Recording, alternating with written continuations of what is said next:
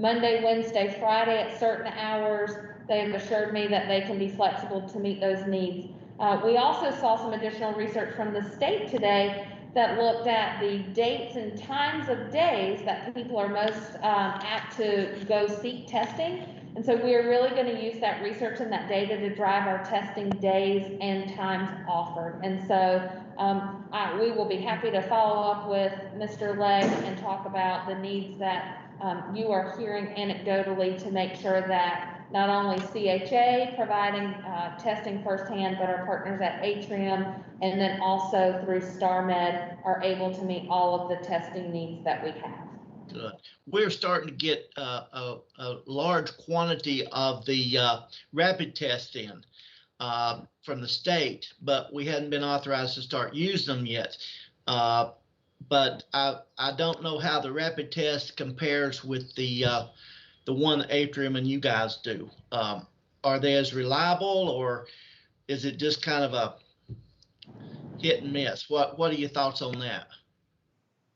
Yeah, so and we've got some experts on your board that might also want to chime in on this, but certainly the rapids have different levels of sensitivity and specificity, and the state has done a good job of laying out criteria about whether someone is symptomatic and a close contact, and if they receive a positive or a negative through a rapid test versus someone who's asymptomatic and is not a known exposure, and how you really the way you treat those results, whether you follow up with a PCR or a molecular test, which is the one that is then sent away to a lab for that to be run. So there are some differences, but there are also protocols then on the type of patient you're testing on and how those are treated.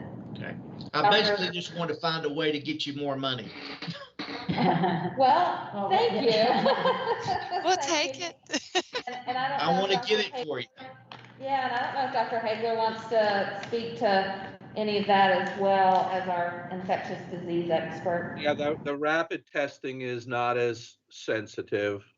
I can tell you Atrium's been, I would say, conservative on deploying that. I think the practices are starting to have them deployed, and I'm not sure, Laura may chime in whether she knows if it's actually set up. I mean, the problem obviously is, we have 20 emergency rooms, 3 times the number of that, urgent cares, 1,500 primary care doctors across multiple counties. The sheer volume of testing that's being done exceeds capacity. We have delays even getting, right now have delays getting hospital results back. All Union County was delayed out 48 hours. So the capacity, the testing capacity issue is not keeping up with demand. I think we're cautiously deploying rapid testing. And again, I don't. Laura's the educator here, and you get into the predictive, the predictive positive test depends on the prevalence, and there's some indication the prevalence is increasing. So getting the testing and getting it timely is difficult. Okay, thank you. All I can really add to that is that they haven't done the sensitivity and specificity testing yet for the. We're being told they haven't really done that sensitivity and specificity for the rapid test yet, because you have to have a large group of data to do it, and it has to be validated. And all this is working under the Emergency Use Act from the FDA. So this is the wild, wild west. I mean, there's no rule. But anyway, the PCR test is much more sensitive. I mean, if it picks it up, you probably have it because it's reading DNA. But anyway, what I heard today is probably by the end of the month we'll start doing testing in our clinics for the rapid testing. But they're going to do it where, like, if you have symptoms and your test is positive, then we'll say you're positive. If you have very convincing symptoms and your test is negative, we're probably going to send you for the longer the test for the PCR test. And then if you don't really have symptoms, they're not really going to use them for to rule out for surgeries and stuff like that. You still have to have the PCR test for surgeries and whatnot. But anyway, it's going to be a rapid test to kind of confirm somebody that you really think have it. So that's kind of how we're doing it. I know they're sending a lot out to the nursing homes and retirement centers I think they're ramping up for us to start testing our people like once a week or something. And I felt a little uncomfortable about that, by not knowing what we're doing. And you get several negatives, false negatives, and now we've got a problem. Well, if you have people who are having symptoms and their test is negative, if you're still concerned, they're going to tell you that you need to send them home. Sure. Okay, thank you. Great questions, thank you.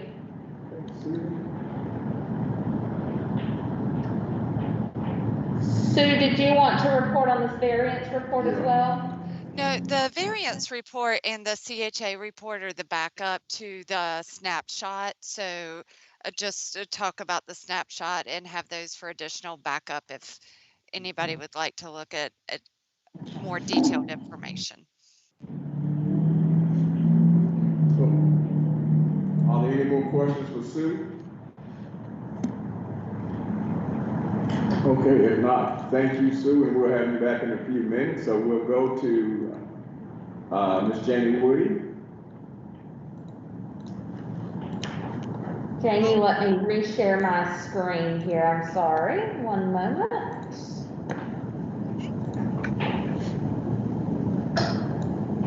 Okay. Right. Well, good evening, everyone. I'm Janie Woody. I'm the Dental Director for Cabarrus Health Alliance, and I'm pleased to share with you our departmental strategic plan, the goals, data, and metrics. Erin, you can just keep going.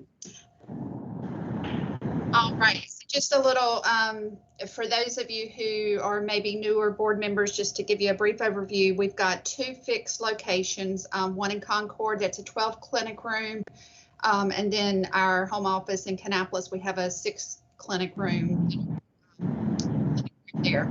We also have a community portable clinic. We have 2 of those units, and so a unit consists of the truck that you see at the top, and then the equipment is a 2-room equipment setup that goes into the back of that truck. So we have 2 of these full units. So ultimately we can go into 2 separate locations on the same day. Then the staffing there you see includes the staffing for the full program, not just one site or another site. So the staff do rotate between sites. And just a quick overview of our financials, which Sue just went through those. And so you'll notice for fiscal year 21, the first quarter, we are down quite a bit.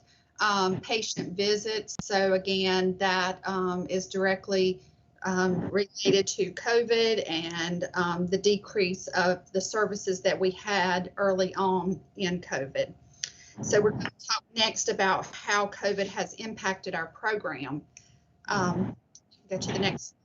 All right, and so just a brief overview. So again, dentistry itself, the exposure risk level is high for anyone working in that profession. And so pretty much everything dentistry does is related to aerosol generating procedures.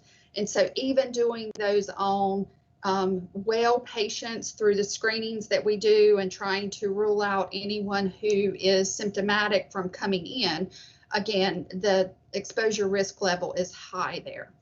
And so based on that, in mid-March, the CDC and the ADA both strongly recommended to postpone elective and non-urgent type procedures. And so that directly impacted everything that we do. In that also, there was significant PPE shortages early on that has since started settling back out. There was increased infection control processes that increased the time between every patient. So all of that, again, plays direct impact on what we do. So our response to COVID-19, we have done emergency care only. We limited that in March when that COVID hit, and we did that through May, about mid-May, and then we opened up a little more advanced to urgent care for May and June. and then back into full comprehensive care in June. And then we brought our hygienists back in August, the beginning of August, to start that preventive care back up. So again, still reduced numbers due to the increased time for the aerosol and disinfecting processes that happened.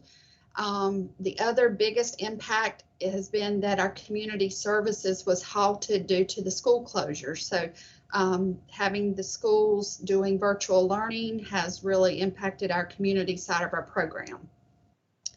With this, one of the positives that's come from COVID, I always like to look at a positive, is the teledentistry visit. And so that has been something that we have looked at and really, because of COVID, implemented very quickly to help with that. And so that allowed us to, again, reduce the number of in-office visits by triaging through these virtual dental visits. So it was a great use of that. Patients who were unsure or worried about coming into a clinical setting and the exposure to COVID, that was a significant amount of our calls and our visits with the teledentistry program in the beginning. But that has also led into something that we have continued with and found really, really nice ways to implement that into our program. So moving right on, so some of the additional challenges, and this is what Sue was mentioning earlier, we did have loss of a dentist in April, so right in the middle of where COVID started. We did have one resignation then, and then we've got 2 dentists that are currently on medical leave. I am excited to announce that the one that was supposed to return mid-October is scheduled to return on Monday full time, and so we're excited to go ahead and get this provider back with us, and then our other will return the first week of January. So I'm extremely proud of our staff who have been resilient and flexible during this time as we continue to develop our new normal within our program. And, you know, it's hard to know what that new normal is, but, you know, we've just tried to figure out the best ways to move forward. You know, we did do some furloughs, which I think we shared with you guys last week or last month. Due to the decrease of our dentists, we kind of made right with our support staff to do that. We have reassigned some folks into command center to help during this time as well. And then our clinical managers are actually doing direct service roles right now instead of management type roles. All right, so we'll jump right in next to our strategic plan. And then, Erin, you can go on to the next slide, please. So previously, these were approved strategic priorities, and Betty Foe will be sharing more about that strategic priorities later in the meeting. But so our first one is using data to improve health, and dental has started with 3 goals in this area. So looking at the next slide, we've got goal number 1, which is creating a public-facing data repository to inform the community and enhance decision-making. So we've got our results-based accountability scorecard and also combining value-based care metrics with scorecard metrics. So we'll talk more about those as we go through.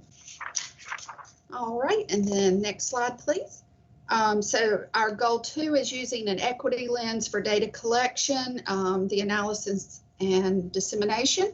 So we're working with our new epidemiologist to develop a GIS mapping of the county to help identify oral health access needs.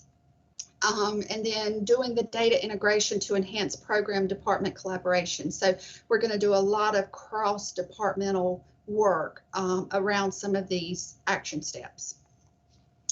All right, and then these are our scorecards. The next 2 slides are our scorecards. So our first scorecard is, again, you've seen this, and it's for the dental program. So our fixed sites, Concord and Kannapolis.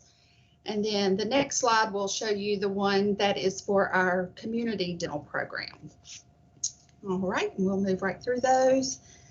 So our first scorecard, this is one of our performance indicators, is percent of children in kindergarten with untreated tooth decay. And so you'll notice with a lot of this is getting us some baseline data to move forward from. So in 2018 through 2020, these are actual percentages of kindergartners who had untreated tooth decay at the time of their dental screening. So we screen every kindergartner in Cabarrus County and Kannapolis City School and try to identify that early in the school year so that we can help children find and parents find access to care to get them healthy and ready to learn. All right, and then our second one is the percent of emergency department patients that report to the emergency department with an oral health complaint. Again, you can see this averages about 1.5%. You'll notice though around Q4 of 2020, which would have been April, May, and June, it goes up to 1.29, and so that is pretty indicative of the time that COVID hit.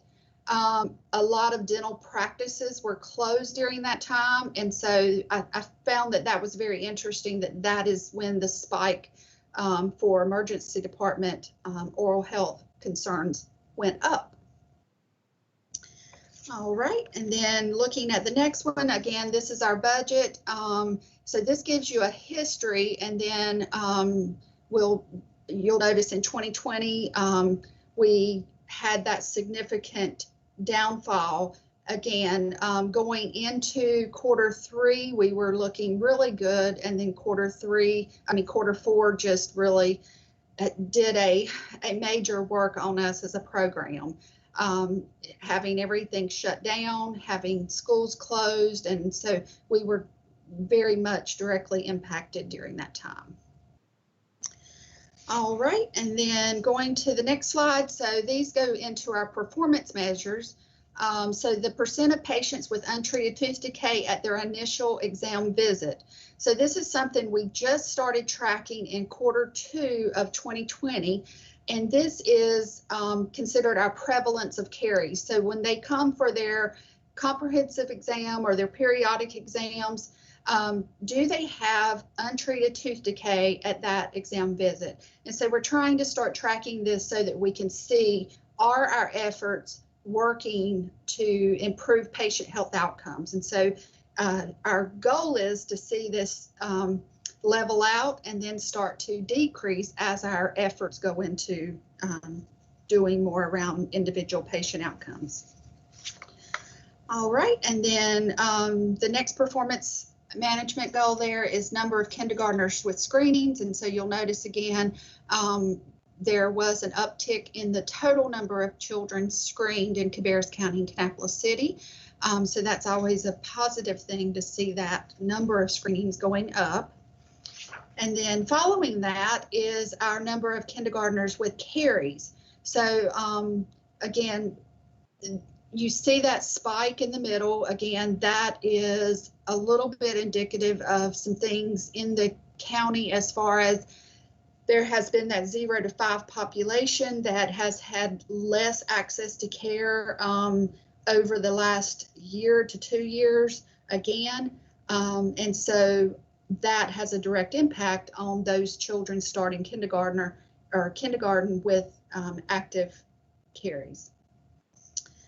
All right, and then the next, percent of kindergartners with caries who receive follow-up. So just because we identify that they have a positive finding, it's very important to our program to have a follow-up plan with those parents to help them find the care that they need. So every student that is screened receives a same-day screening letter that's sent home with the parent. And then any positive findings from the screenings also receive a phone call, and we work to connect them with a dentist in the area. All right, and so then looking at the next one, strategic priority for developing internal and external practices to related to equity. And so this has been a new one for us in the dental program, but we're very happy that this has allowed us to, as one of our goals, utilize our portable dental equipment more for the underserved areas. So again, getting in with that heat map, identifying where those areas are is going to be very instrumental with us over the next year or two. And then also assessment of workplace sites to see if there are wellness opportunities for those. We've had some companies that have reached out to us to start that dialogue of wanting to bring services to their employees. And then our last one there, transforming the on-site dentist to asynchronous dental care. So the rule changing for public health hygienists changed in February. And so we're excited when we can get back into our schools to be able to utilize this system so that we can work everyone up to their top licensure. So basically, hygienists now in the state of North Carolina, this is a new rule change where they can go into an underserved area, see patients without a dentist on site with them. And so we're excited that we're going to also tap into our teledentistry virtual type visits so that the dentist can be back at the clinic and see those x-rays and look at those and help treatment plan that out if needed, if they need, if the hygienist needs them to look at something while they're directly on site. All right, and so moving right along, we've got the next strategic priority, building and sustaining collaborative systems to address social determinants of health. And so again, utilizing our portable dental equipment for dental services in those areas, and then developing and implementing value-based care. And we'll talk just a little bit more about value-based care. All right, and so looking at value-based care, this is not something new for the medical side of communities, but it is new for dental. And so there is a lot of talk around value-based care in the dental community and how dental, especially Medicaid dental providers, is going toward this model over the next few years. And so we within CHA have already started this process.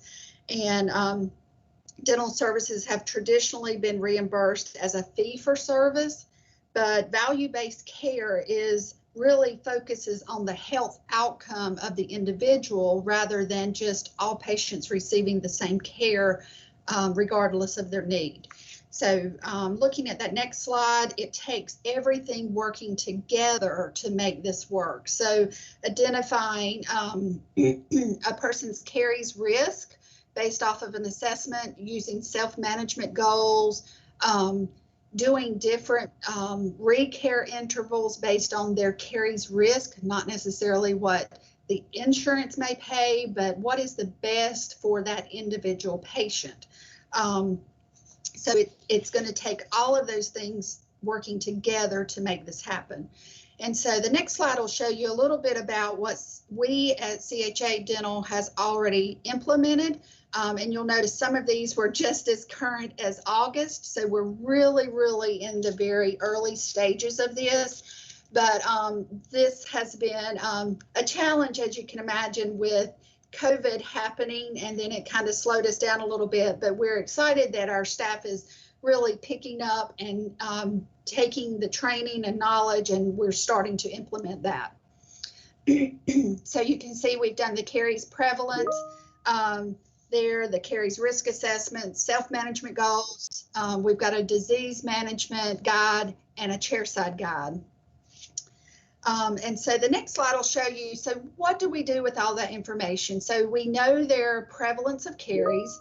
We know if they are a higher risk, and then that is going to direct our management of those caries. So again, the one size doesn't fit all. It's individualized to help improve their individual outcomes.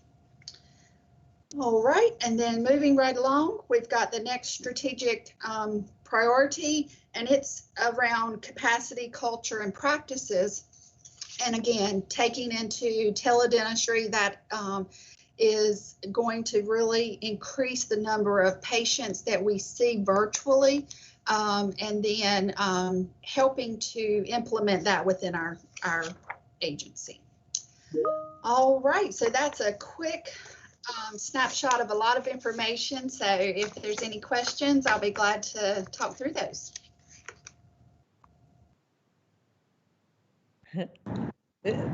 This is Dr. Dale. Is Kim Daler?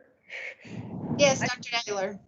I just really want to congratulate you on managing the program through so much change, because every arm, there's so many moving parts, and you've got fixed and mobile, and you've got all sorts of community access points. So congratulations on that, and it's still ongoing. So I know this is a huge challenge.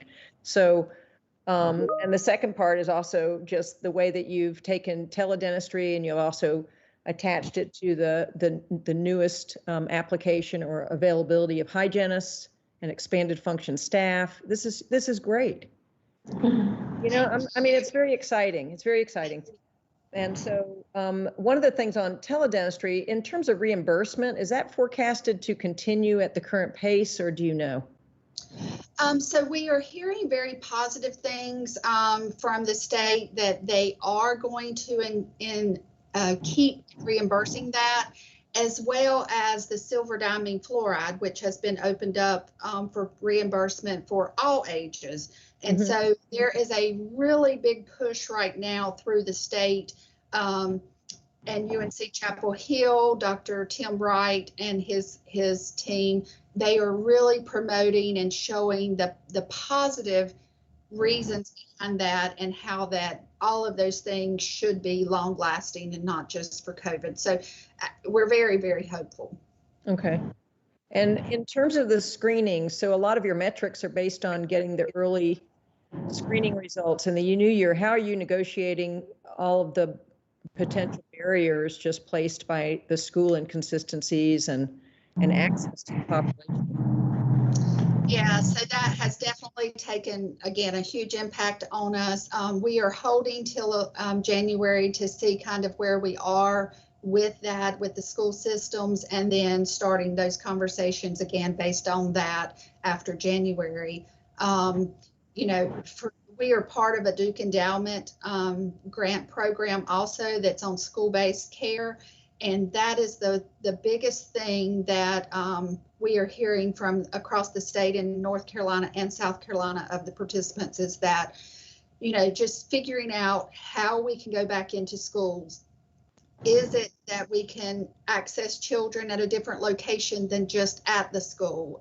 Is there a central location, for instance, at a church that is in a high needs school access point? But really, you know, it's really to that point where we're trying to look at all the opportunities that may present and become available and see what's the best use of our resources. Okay, so that's in January. Everybody's having to reinvent themselves. Exactly. Yeah. And in terms of another thing that I just think is exciting is the use of the portable equipment for worksite wellness. And yeah, because, you know, just people not being able to get off from work as much. If they're going into work, of course, that's work, you know, having to rely on them going to work. So, you know, so yes, that's the flip side. But anyway, I think it's all very exciting, and everything you're doing is commendable, and it's on the cutting edge, as would be expected for the Cabarrus Health Alliance. And congratulations on what you've done so far.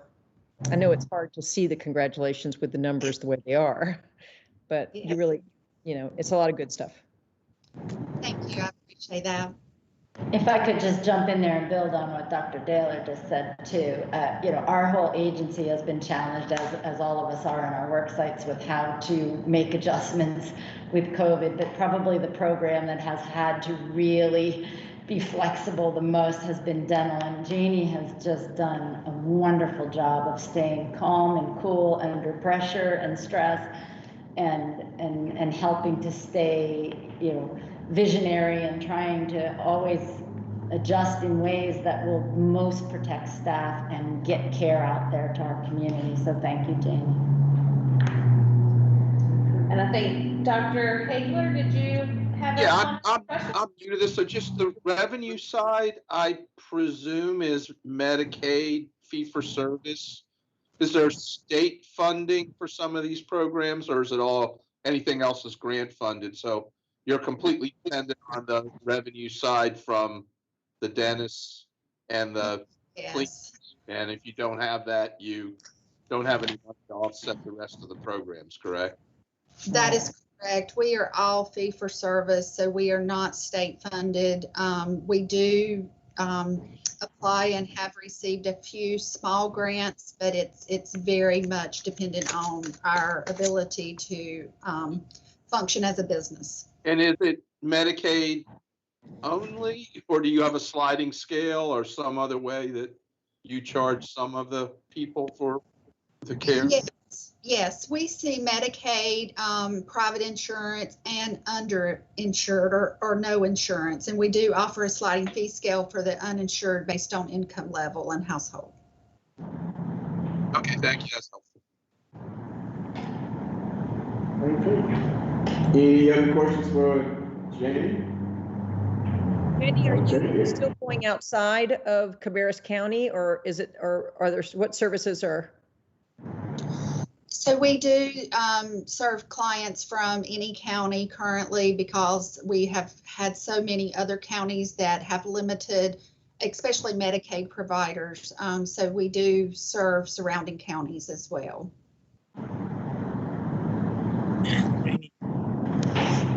Okay, all right. Thank you very much, Jamie. And we'll move next to Sue Yates again, which will be the budget revision.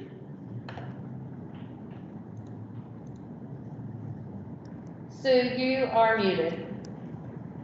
Thank you very much. There are 7 budget revisions for your review to look at. We did get in another state agreement addenda for some COVID funding. It has to be spent by December 31st, and that is the largest amount of the budget revisions submitted for your approval. Are there any questions about any of the 7 budget revisions?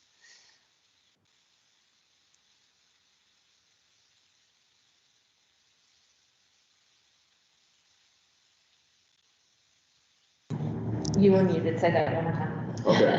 Could I get a motion to accept the budget revisions? Accept this, Dr. Daler. Okay, Dr. Daler. May I get a second? Tom Kincaid. Tom, okay, thank you very much, Tom. All in favor, and I go down my list, Dr. Buckwell. Aye.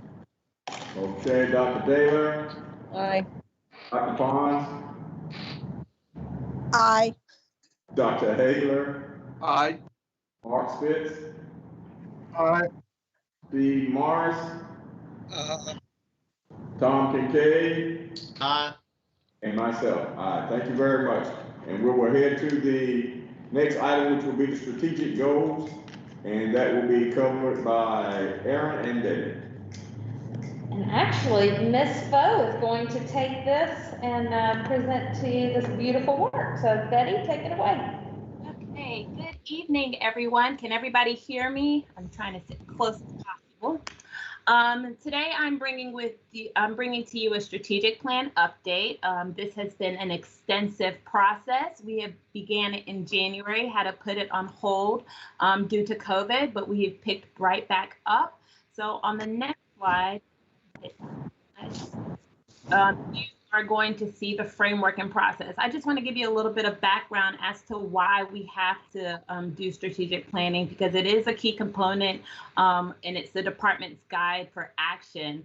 When done right, the strategic planning process should align to accreditation components, reporting requirements. So that is Public Health Accreditation Board reporting and North Carolina Local Health Department accrediting sources. Provide agency direction and guidance, communicate our goals and strategic priorities, steer employees on how to identify and close programmatic gaps, improve governance and workforce practices, also strengthen government relationships. So this is the framework that we have adopted. It is from FAB. It is Public Health Accreditation Board approved. It's also been approved by NACHO, which is the National Association for City and County Health Officials. What you see to your left is the Community Needs Assessment, which influences the Community Health Improvement Plan. So many of you will be, you're aware of Marcella's work that she does with Healthy Cabarrus. The 30,000-foot view is from our strategic 5-year strategic plan. That is a report that I will bring back to you hopefully in November, which will go through several iterations, and every staff was involved in that. Going further down, you'll see your quality improvement plan, which is influenced by your strategic plan, your annual strategic map. So usually you get an annual strategic update, and your workforce development plan. And then we'll drive down to department program action planning, which each department aligns with our 5-year big high-level overview strategic plan, and then down to the employee tier 2 goals. Next slide. So, like I mentioned, this is an extreme process. We first started off with the SWOT analysis that was done amongst the Board of Health, staff, leadership, community. We have industry analysis, which was a component that is done with basically an environmental scan of our community partners and our competitors, such as, you know, other healthcare facilities. We did data analysis. So Dr. Coyle is going to give you an update similar to some of the data analysis that we did with the Robert Wood Johnson study. Then we have our strategic planning retreat, which the leadership team participated in a 4-hour long end of day during the middle of COVID retreat. And then the supervisors also participated in the retreat. So all supervisors participated in that. The strategic priority selection that was brought back to you, I think about 2 months ago, and the Board of Health approved those strategic priorities, and leadership approved of them as well. Currently, we are trying to finalize our strategic goal finalization. So that's amongst leadership and supervisors. Coming to you today is just an update about the goals based off of our strategic priorities. So what you saw previously from Jamie was each strategic priority. So the use of data to improve health. We have 3 goals under that. Create public-facing data repository to inform community and enhance decision-making. Jamie kind of showed you some of the screenshots of what our scorecards look like. Hopefully we'll be able to have that go live by next fiscal year or the end of this fiscal year. Then you have your goal 2, which is to use an equity lens for data collection, analysis, use, and dissemination. Finally, you have your goal 3, which is to make strategic decisions and create work environments that foster data integration, sharing, analysis necessary to support better health outcomes. Next slide. So for our second strategic priority, which is to develop internal and external practices, programs, and policies that achieve equity, we have 3 goals. I'm not going to read each and every goal, but I just wanted you to see the variation that we have. So 1 is focusing on transforming our workplace. The number 1 is focusing on equitable access to service. Number 2 is focusing on transforming our workplace, And number 3 is to integrate diversity, equity, and inclusion within our work. So this really focuses on us internally, but also making sure that we are the best, performing at our best to provide that equitable access to care and services. Next slide. So our third priority is to build and sustain collaborative systems that address social determinants of health. On this priority, you will actually see goal 1 and 2 correlate with the CHIP. So Healthy Cabarrus will be assisting us in achieving those goals, along with programs that are associated with the 3 priority needs, which is housing, early childhood education, and behavioral health. The next 2 are goal 3 and goal 4 to maximize our community partnerships and to also address social determinants of health, but also align and integrate health programs to address social determinants of health. So we're really making sure that we are intentional about the programs that we have. Our final strategic priority, but it's not our least, these are not ranked, we just number them in order to keep track. Transform agency diversity, culture, and practices to achieve excellence. So one of the biggest things Dr. Quell has presented to you about the Public Health 3.0 model, which is our guiding principle. So we're trying to make sure we're integrating that throughout our agency. Goal 2 is to maintain a culture of quality improvement, and we can do that based off of the data, which correlates to our strategic priority 1. Goal 3 is to adapt and adopt staffing models and funding sources that are sustainable rather than having these short-term grant fundings.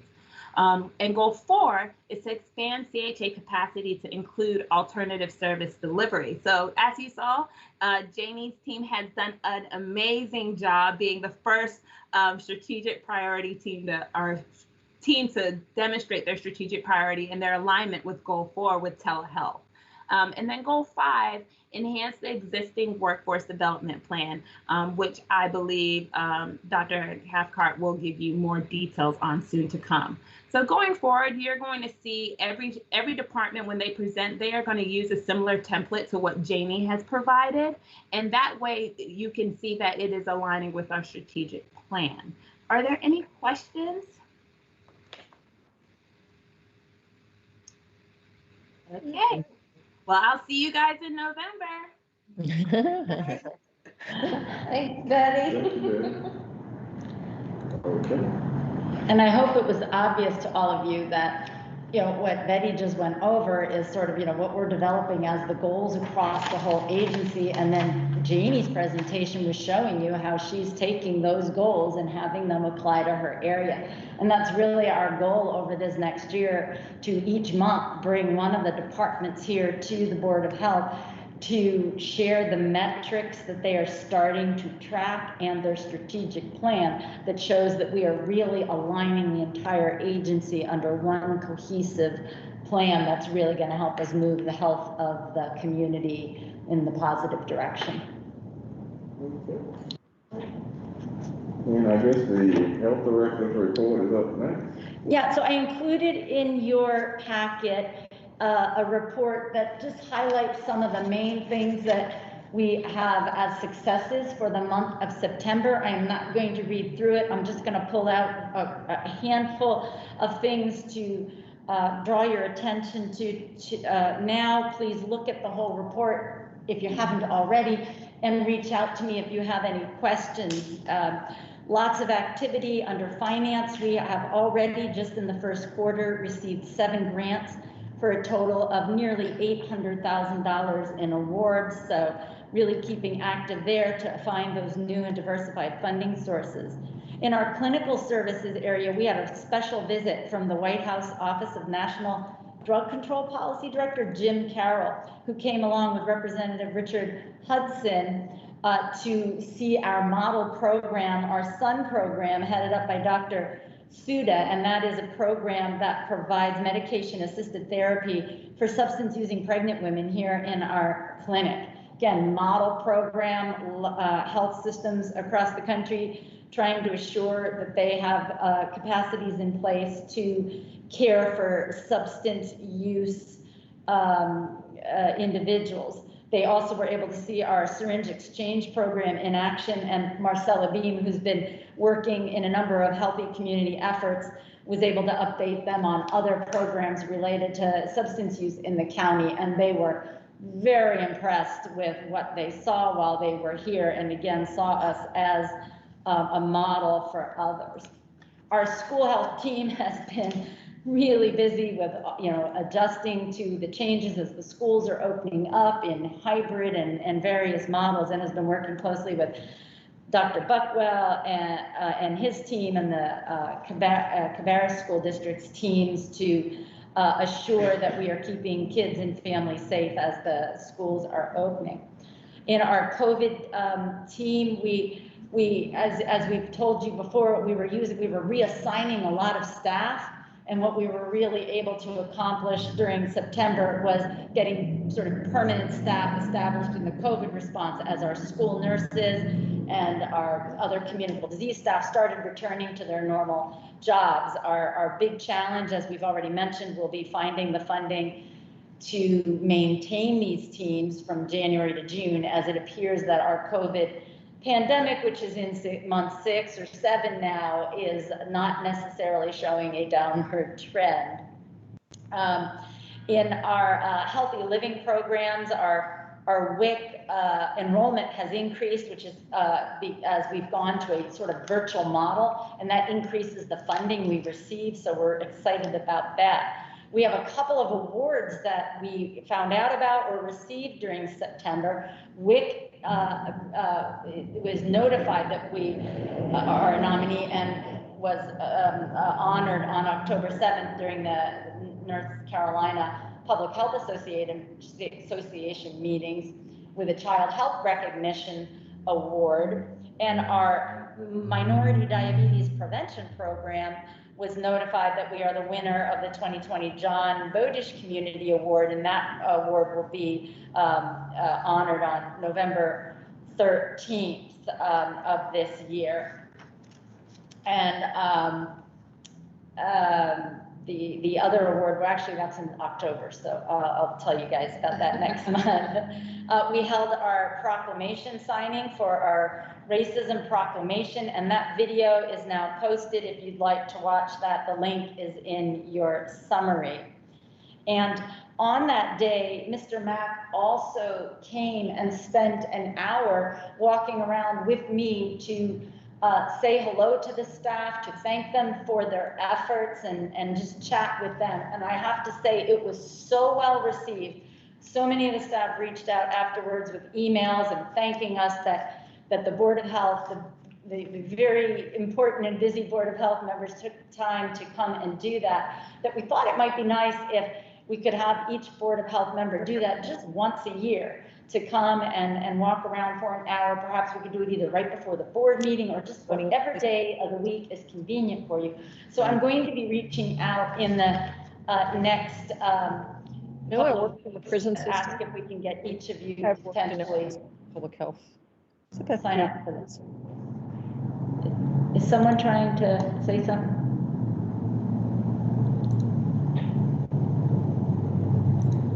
Okay. So I will be reaching out to you for that. And then the last part of my report is simply, we have created, and thanks to Marcella for this, we have created a sort of tracking process for the goals and strategic plan that I brought to you in August, that again very much mirrors the work that Betty is then doing to create that 5-year plan. But here you have the 4 main areas that I shared with you that we're really going to be focusing on this year around engaging the Board of Health and working on the Public Health 3.0 model, on data and metrics, on equity, and then on leadership development. And what we've created is this kind of snapshot report card process that will show you how we're doing. And can you feed back up to that? So you see that we've already completed 4 of the goals we set out for this year, 2 in the policy development with our racism proclamation and Juneteenth as a holiday, and then 2 more, 1 in equity and healthy. We hired our EPI position for our data metrics, and then under equity, we got our human resources director on board. And then we've also got some of our goals on target. The first being, and we just missed by 1 month, so I'm pretty happy with that.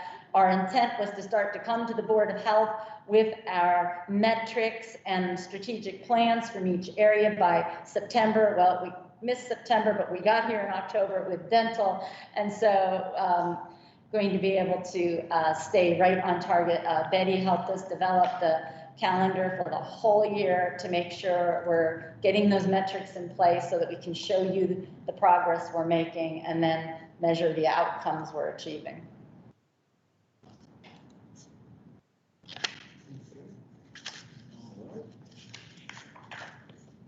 So our next item is the COVID update. Unless there's some questions.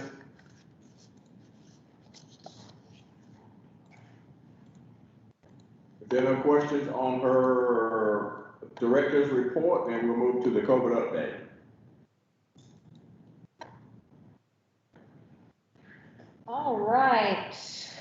Well, here we are, still talking about COVID in October. So Dr. Coyle and I are going to share this with you. Would like to recognize our new senior epidemiologist, Isaiah. He put these slides together for us, and I tell you, we have really been advocating for a full-time epidemiologist for years, and no one is more excited than I am that he is on board. He had a prior commitment and couldn't be with us tonight, but he will be with you next month, and then we'll be presenting the data also. So we are excited to have Isaiah with us. And so your slide might look a little different, so we hope this is an increase in the type of data and the quality of data we're bringing to you ongoing, being able to look at the data in a couple of different ways. But we're going to be talking tonight about a few things, including case fatality rate and also mortality rate. And so we will send these slides to you afterwards, but wanted to provide some definitions of some key things we're going to be talking about tonight with you. So this slide probably looks pretty familiar. This is from our Cabarrus Health Alliance dashboard. I went and grabbed this right before the meeting, so it is as current as possible. So we currently have 4,387 cases.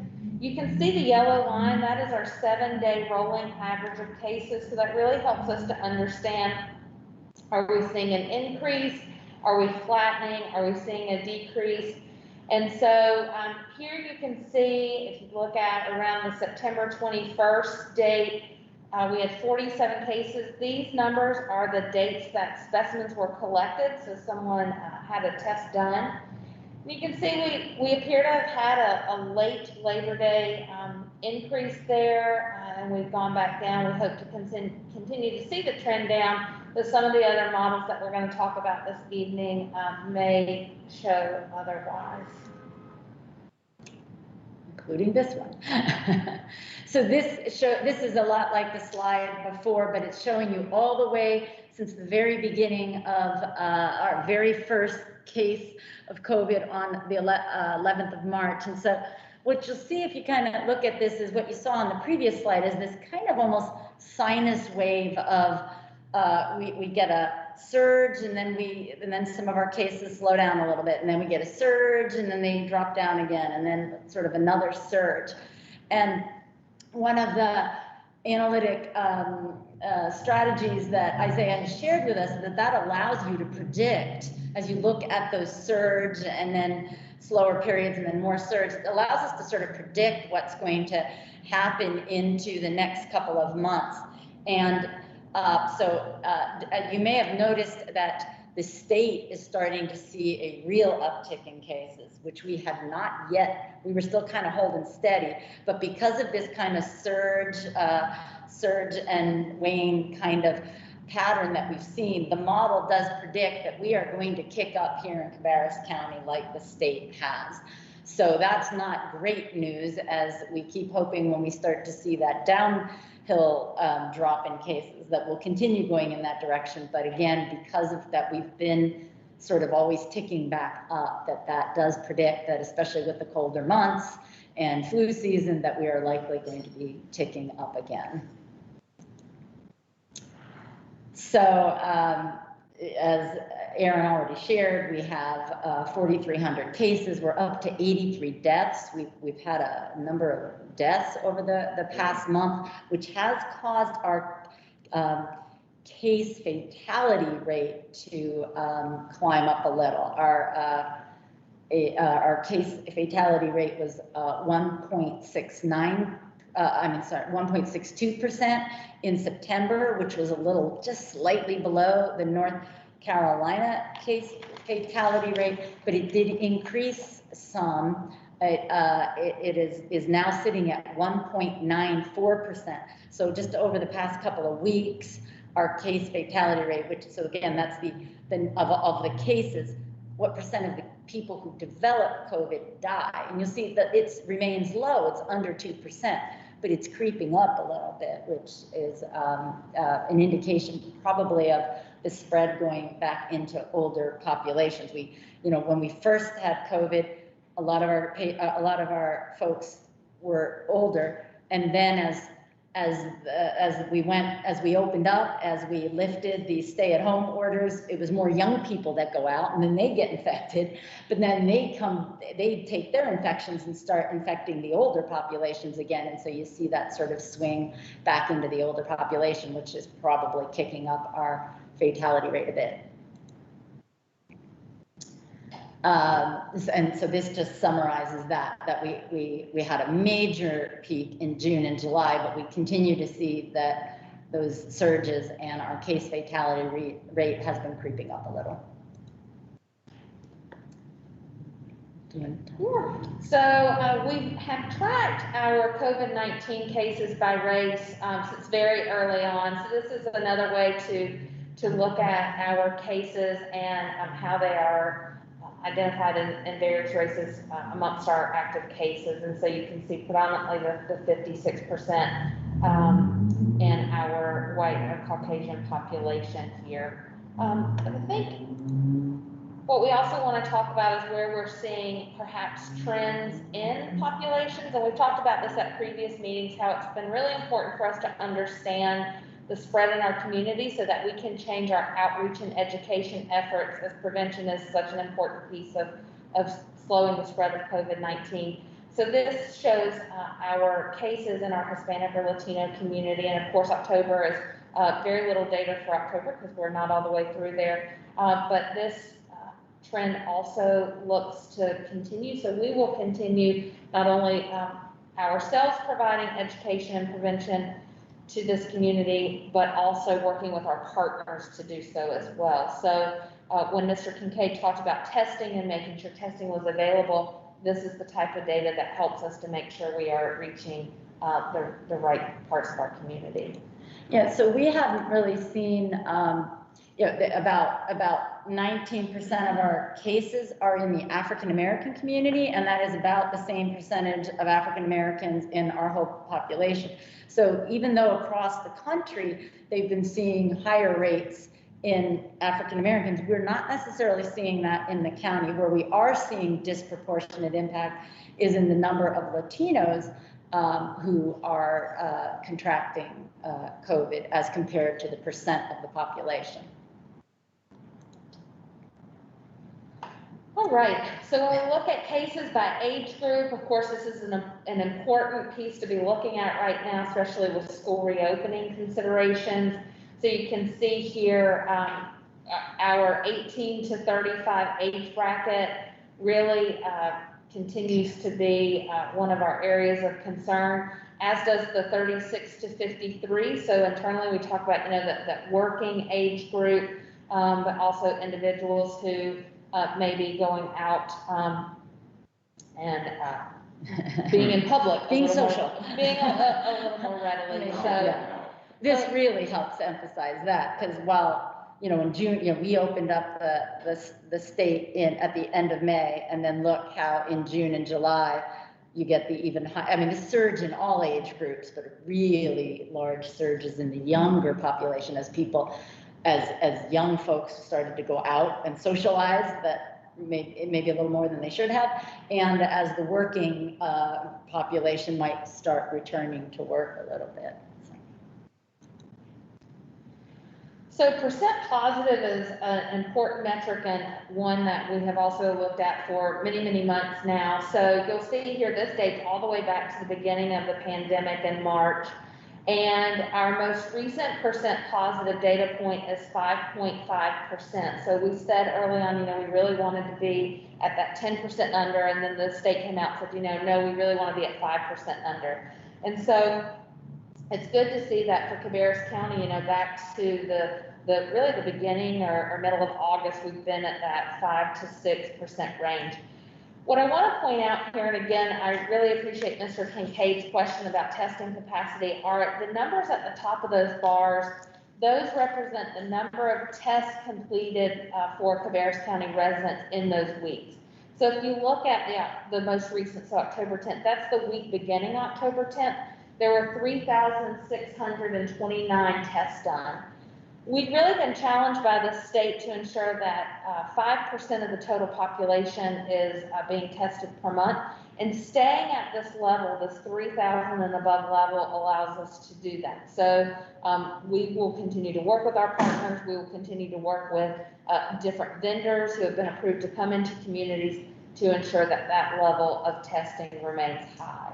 Because we do not want to get into a situation where people are waiting a long time to test, because then we are not able to do contact tracing until we have those positive labs. So it does begin to slow down that process. So that's really important.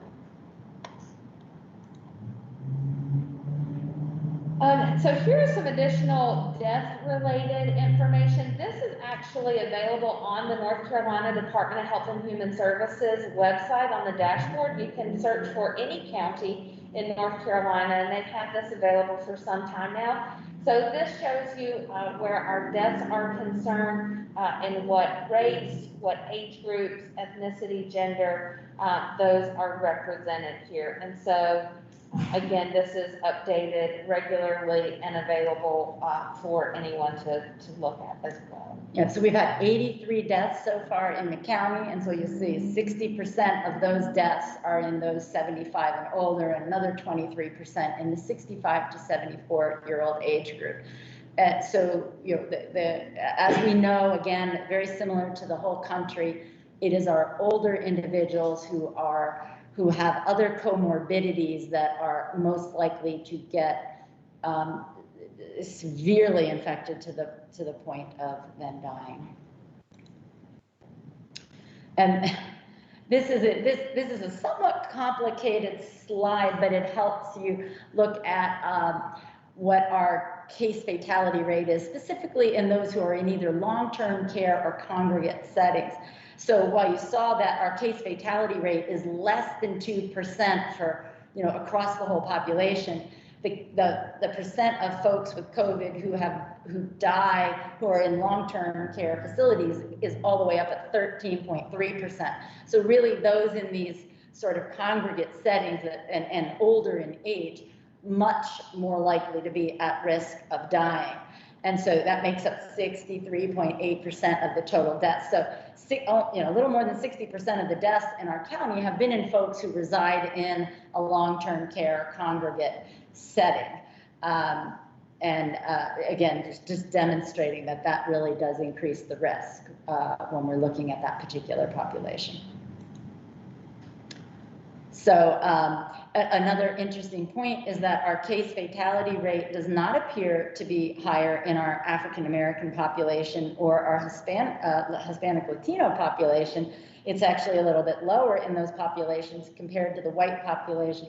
My hypothesis that we have to look at a little bit more in detail, we asked the epidemiologist to look at this, is that this data would need to technically be age adjusted, because we probably have a greater percentage of older white population and a greater percentage of younger minority population. And again, since age seems to be the biggest predictor of whether or not you will die from infection with COVID, that's probably why we're not seeing the increase in death rates the way it's being seen across the country for minorities here in our county. And then this just summarizes that our long-term care population also includes those with special needs. So we have had some deaths in long-term care settings amongst individuals who are less than 65. But again, the case fatality rate remains high in that congregate setting situation.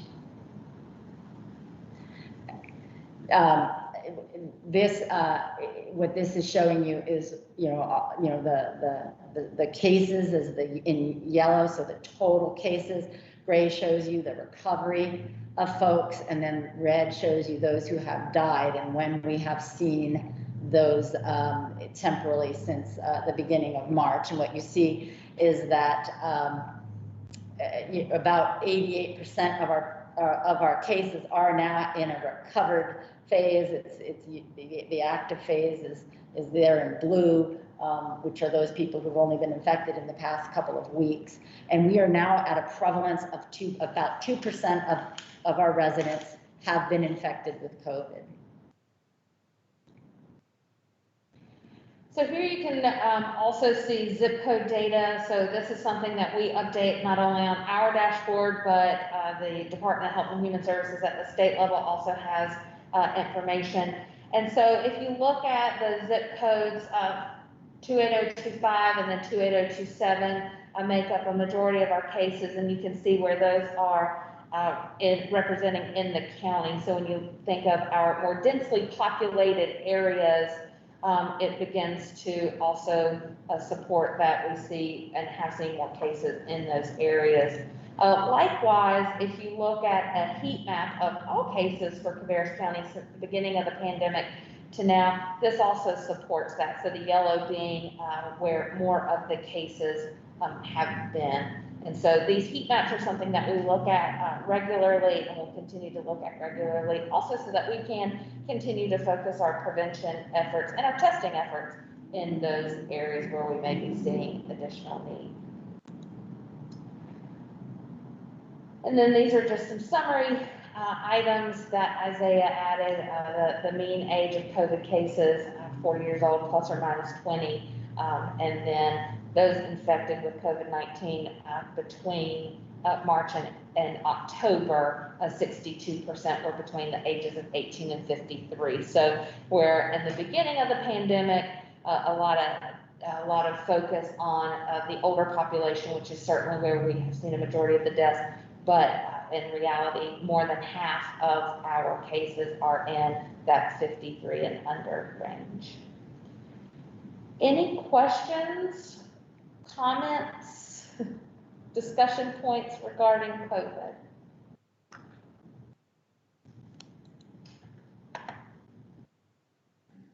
Aaron, this is Mark. Yes, sir, Mark. So when you look at all of that data,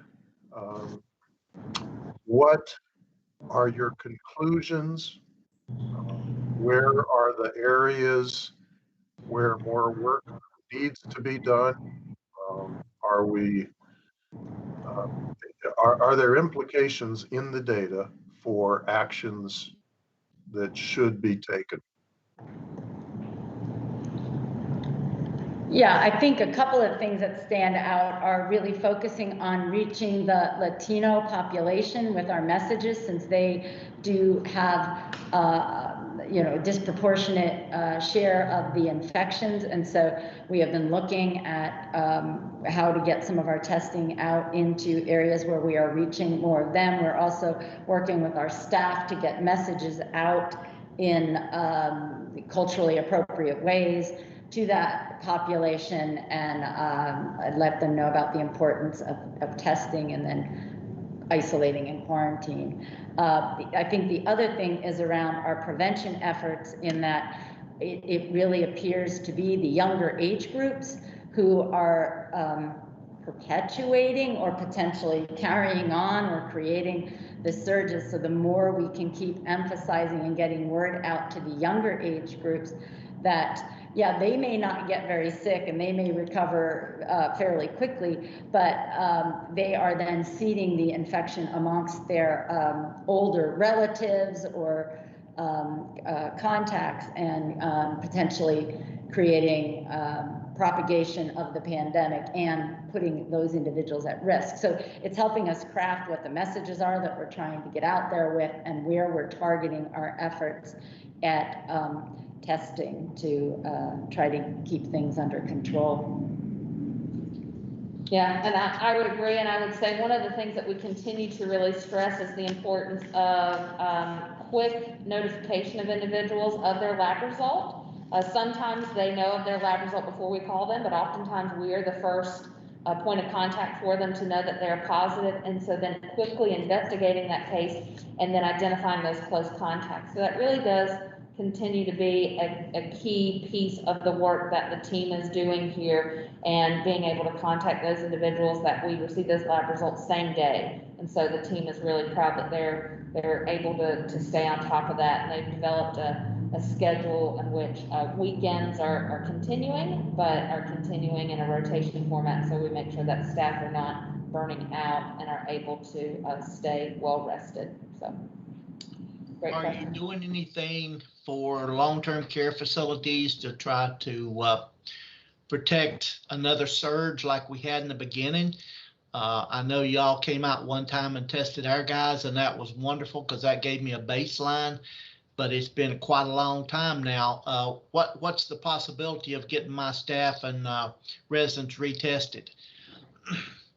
Yeah, that's a great question. So we continue to work through our environmental health group, of course, with long-term care contacts. But the state also has put out additional resources to help with continued testing with long-term care. So I will connect with you tomorrow to make sure that you have access to all of those resources. Great. And the reason that they did that was that a lot of local health departments were becoming bottlenecked and having to choose between case investigation or community testing and on-site testing. And so they put those resources together. One of the things that we didn't really focus on tonight, but I would love to share with you, is that Cabarrus Health Alliance is the point agency for our 11 county region for long-term care prevention support services. So this project is just starting now and will continue through November of 2022. And I know you're all thinking, oh my gosh, no way we're going to be doing this in November 2022. So the reason is that in long-term care and congregate care settings, we know that that's the highest risk and where we're probably going to need to focus the longest in terms of timing some of our efforts. So we have a team of 8, and they will be reaching out and working with long-term care facilities and congregate care facilities in our 11 county region on prevention. So how do we, before there is infection in the facility, how do we work with organizations to prevent it? Because we know that the work going into prevention is so much more less than once there's active infection and spread in the facility.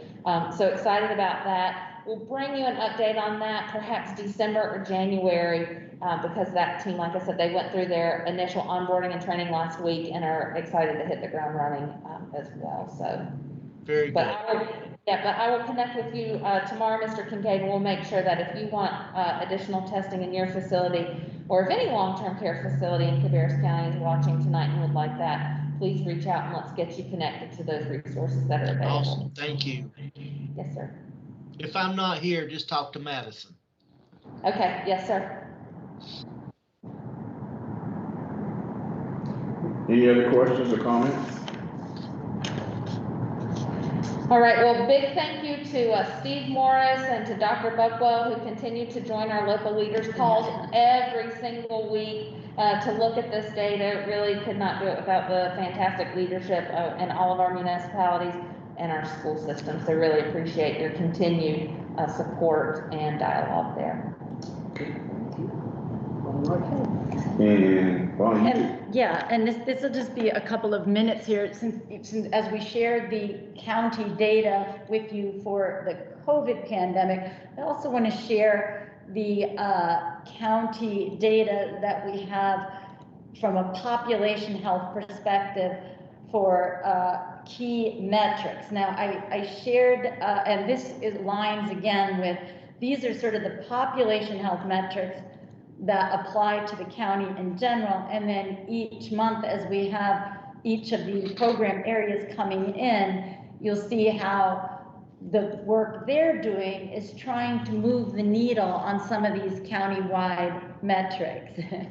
So I showed you the Robert Wood Johnson metrics when I was doing my presentation in August about the strategic plan for the year. If you go on to the next slide. So if you remember with the Robert Wood Johnson metrics, we are one of the healthier counties in the state. We're ranked 11th, but the state itself is not the healthiest state. We're only ranked about 28th, so a number of other states healthier than us.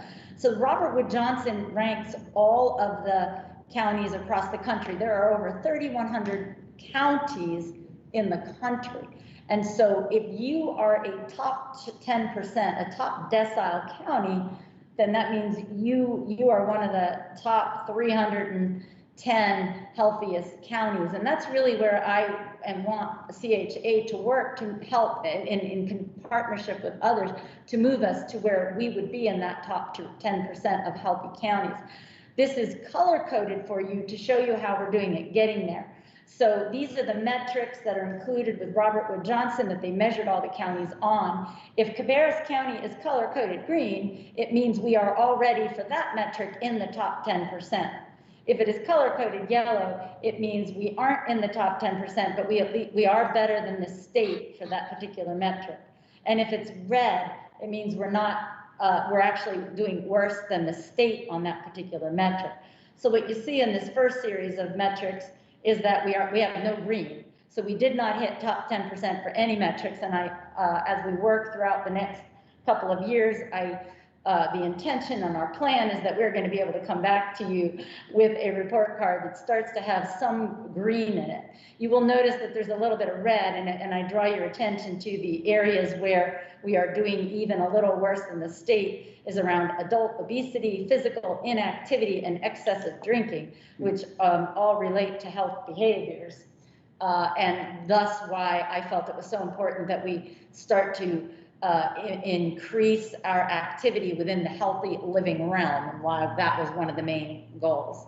Then this is the second page of the metrics that Robert Wood Johnson tracks for all counties, and you will see that so overall they have about 30 metrics. But now on this second page, you see again, so we only have one green mark, and that was actually our epidemiologist gave it to us because technically we didn't hit the benchmark of 73% having some college education, but we were so close, she felt that we should color it green. So we have one green there, and then I draw your attention again to those areas where we even have some work to do better than the state. One of them is around our ratio of dentists to population.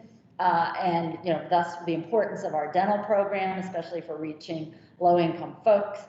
Preventable hospital stays, so that means for things like diabetes and asthma. If we're providing good access to preventive care and primary care, folks shouldn't have to be hospitalized for those conditions. We have some work to do around that. And then social associations, meaning how connected is our community to organizations that give them a sense of purpose and a social community. That score is a little low for us. We need to do some more work there. Air pollution is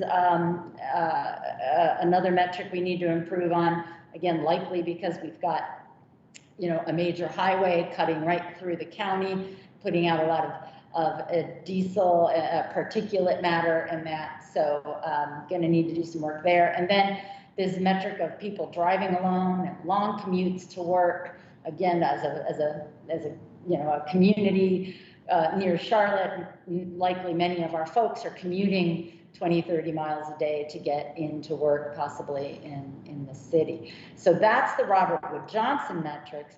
And then we have Healthy North Carolina also tracks a little over 20 metrics that they want all local health departments to be keeping an eye on, and intentionally developing plans locally to improve those metrics. And so here the color coding refers to if Cabarrus County is coded yellow, it means we were better than the state, but we did not meet the goal that the state has set for all counties to try to reach. If we are red, we are lower than the state average, and if we are green, we hit the goal already.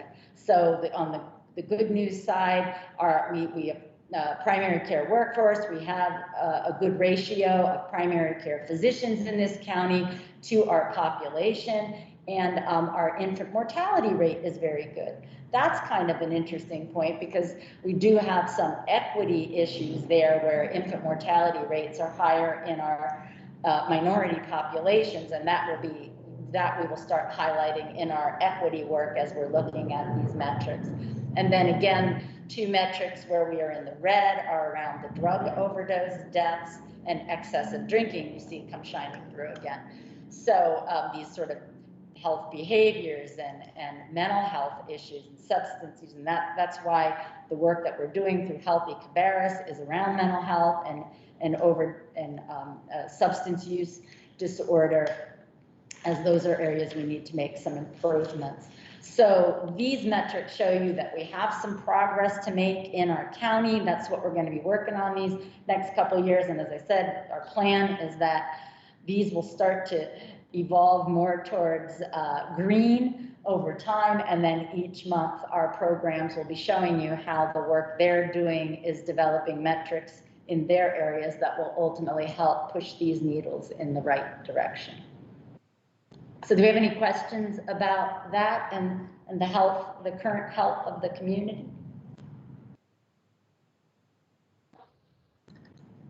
Okay. All right. Thank you very much. I guess this question would go to Ryan. Is there anybody on the public side? I guess I know you said it's open up to YouTube. Is there anybody on the public side as far as public comments, anything that you've seen?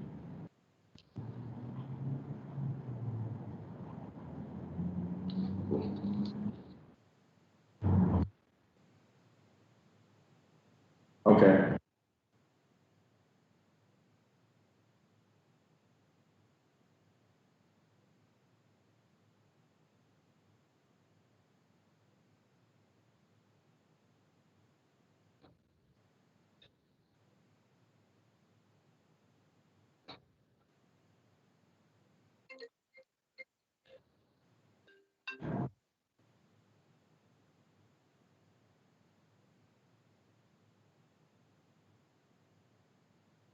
All right.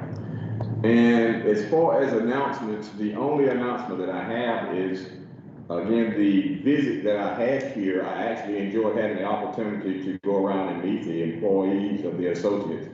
And I would like to suggest, especially to some of the newer board members, I mean, the opportunity that if you could get an opportunity to come and visit the facility, if you haven't, I think it would be a great opportunity to see the facility as well as have the opportunity to meet some of the associates that are here. So I didn't want to put that out there. So if you have the opportunity, I know mine will be contacting some of you to do that. It would be a great opportunity to touch base with the employees and then for them to have the opportunity to meet some of the board members too. And with that being covering our agenda at this point, if there's no other comments, I don't know, Bonnie, if you had any other comments? No, good. Okay. If not, could I get a motion to adjourn our meeting? Okay, thank you very much, Chip. And may I get a second? Second. And thank you very much, Tom. All in favor? I will go down my list for the final time. Dr. Buckwell? Yes. Yes. Dr. Daler? Yes. Dr. Pond? Yes. Dr. Hagler? Yep. Mark Spitz? Yep. And Steve Morris? Thank you. And Tom Kincaid? And myself, and our next board meeting will be November the 10th, and I'm sure Diane will get some information out to you, making you aware of that. Everybody have a good evening, and thank you very much for attending, and please stay safe.